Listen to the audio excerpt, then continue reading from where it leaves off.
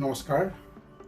সুচাত প্ৰতিষ্ঠানটো বহু আগৰ পৰা মই জানো আৰু এটা কথাত ক'ব লাগিলে সোঁতৰ বিপৰীতে ই এক মহৎ প্ৰচেষ্টা।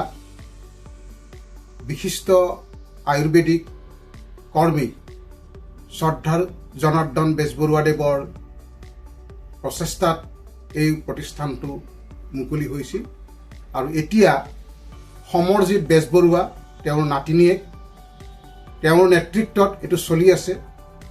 সোঁতৰ বিপৰীতে বুলি এইকাৰণেই কোৱা হৈছে যে গোটেই সমাজ বজাৰ চব বিষেৰে ভৰি পৰিছে। বৰ্তমান সময়ত ঘৰুৱাভাৱে উৎপাদিত বস্তু এতিয়া মানে দুষ্প্ৰাপ্য সাধুকথাৰ দৰে হৈছে।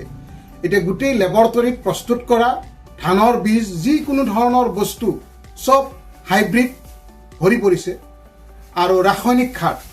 গতিকে এই অনুষ্ঠানটো সোঁতৰ বিপৰীতে বুলি কোৱাৰ প্ৰধান কাৰণটো হ'ল যে ইয়াত ঘৰুৱাভাৱে উৎপাদিত বস্তুখিনি বিভিন্ন খেতিয়কৰ লগত যোগাযোগ কৰি খেতিয়কসকলকো তেওঁলোকে উপকৃত কৰিছে।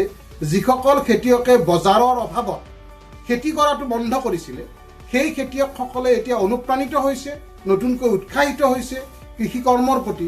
গতিকে আমাৰ যিটো অৰ্থনীতিৰ মূল ভেটি অসমখন কৃষি অৰ্থনীতি, কৃষি বাণিজ্যৰ ওপৰতেই নিৰ্ভৰশীল, সেই কথাটো দুৰ্ভাগ্যজনকভাৱে এতিয়া বিলুপ্তিৰ পথত গৈছিলে।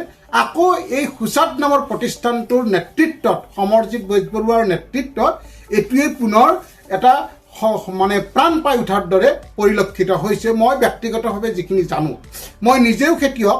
কেতিয়াবা মই যদি ধান বানিব পৰা নাই, মই এওঁৰ পৰা চাউল লওঁ, বেলেগৰ পৰা নলওঁ। এওঁ মোক আনি দিয়ে, সেই ধৰণে যোগান ধৰে।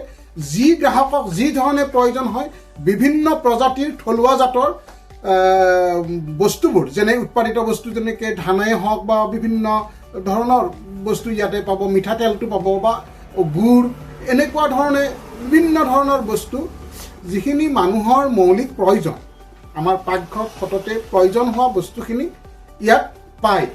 আৰু অনুষ্ঠানটো যোৱা এবছৰত যথেষ্ট বৃদ্ধি পাইছে। ইয়াতে ঢেঁকীও আছে। কাৰোবাক যদি ধান লাগে ঢেঁকীত বনোৱা চাউলটো বেছি ভাল, তাত যথেষ্ট ফাইবাৰ থাকে।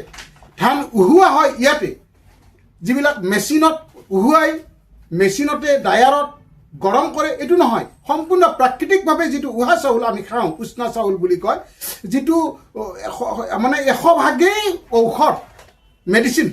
গতিকে সেই বস্তুটো ইয়াত পায়। চাউল ধান উহাই কেনেকৈ থালিত, সেই দৃশ্যবোৰ দেখিলে খুব ভাল লাগে। মই কেতিয়াবা এইবিলাক চাবলৈকে আহোঁ। তেওঁৰ ঢেঁকী আছে। গতিকে এই গোটেই কথাখিনি সোঁতৰ বিপৰীতে বুলি কোৱাৰ এইটো এটা কথা।